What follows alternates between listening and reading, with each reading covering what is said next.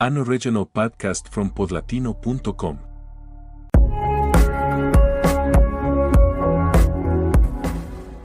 When I think of Broadway musicals that have defined the modern era, few loom larger than Wicked.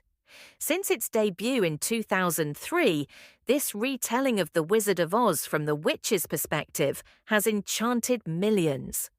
But in the last decade, Wicked has not only endured, it has grown, cementing its place as one of the most beloved and profitable shows of all time. As Broadway welcomed new voices and new styles, Wicked remained a towering presence, introducing new generations to the story of Elphaba and Glinda, two young women whose friendship defies expectation and whose destinies reshape Oz. The origins of Wicked lie in Gregory Maguire's 1995 novel, which reimagined the Wicked Witch of the West not as a villain, but as a misunderstood hero. Composer Stephen Schwartz, already celebrated for Godspell and Pippin, saw potential in adapting the novel for the stage. Partnering with book writer Winnie Holzman, Schwartz crafted a score that blended sweeping ballads with sharp wit. After workshops and out-of-town tryouts, Wicked opened on Broadway at the Gershwin Theatre in October 2003, directed by Joe Mantello and choreographed by Wayne Cilento. The story follows Elphaba, born with green skin and ostracized, who forms an unlikely friendship with Glinda, the bubbly and ambitious blonde. At Shiz University, they navigate rivalry, camaraderie, and love before political corruption forces Elphaba to take a stand. Labelled wicked by those in power, she becomes a fugitive, while Glinda embraces public approval. Together, their relationship becomes the heart of the show, a story about identity, prejudice, power, and the complicated choices that define friendship. The music of Wicked has become iconic. Popular is a comic gem, with Glinda coaching Elphaba in social graces. For Good closes the show with bittersweet reflection on friendship's impact.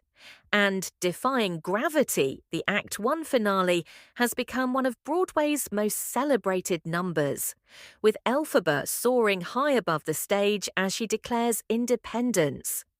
Idina Menzel's original performance as Elphaba, alongside Kristin Chenoweth as Glinda, set a standard that countless successors have carried with equal passion. In the last decade, Wicked has only solidified its status.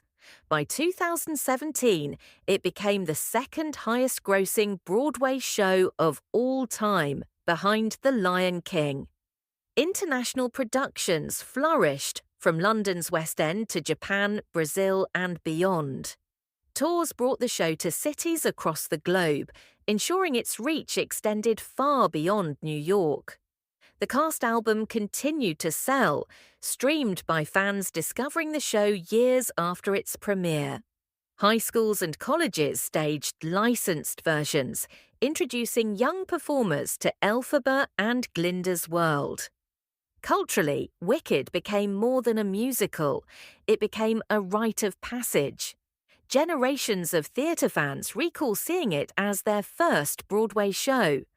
Its themes of acceptance and resistance to oppression resonated with LGBTQ+ audiences, immigrants, and anyone who felt like an outsider. The phrase "defying gravity" entered everyday language as shorthand for ambition and empowerment.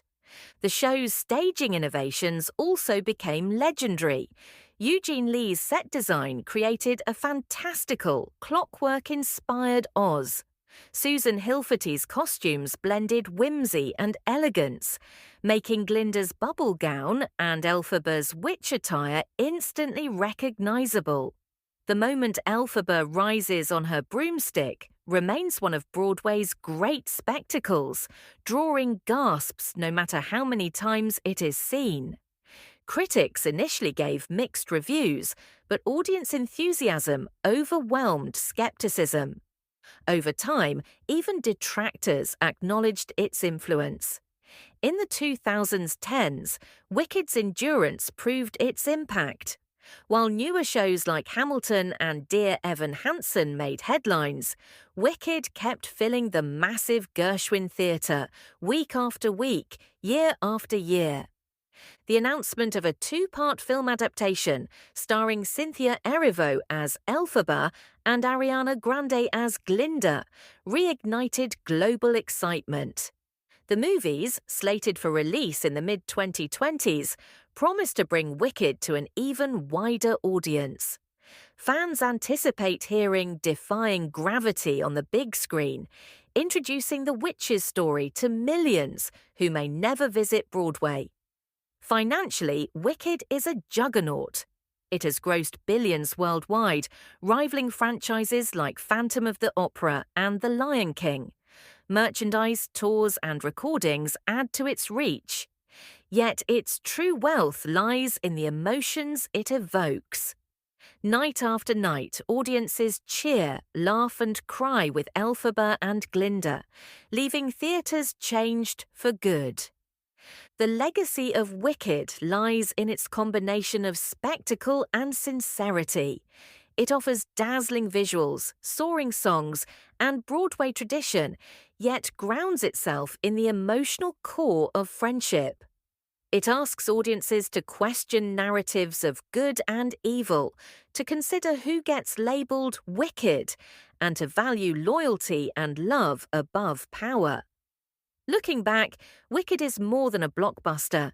It is a cultural touchstone, a story that bridges generations and cultures, a musical that has defied gravity in every sense. It reminds us that outsiders can become heroes, that friendship can outlast difference, and that theatre can inspire belief in the impossible. When I think of Wicked, I think of audiences gasping as Elphaba takes flight, of fans wearing green makeup to shows, of teenagers belting Defying Gravity in bedrooms, of a story that turned witches into icons. I think of a show that has endured for 2 decades yet feels timeless. Wicked is not just a musical, it is a phenomenon, one that continues to soar higher every year.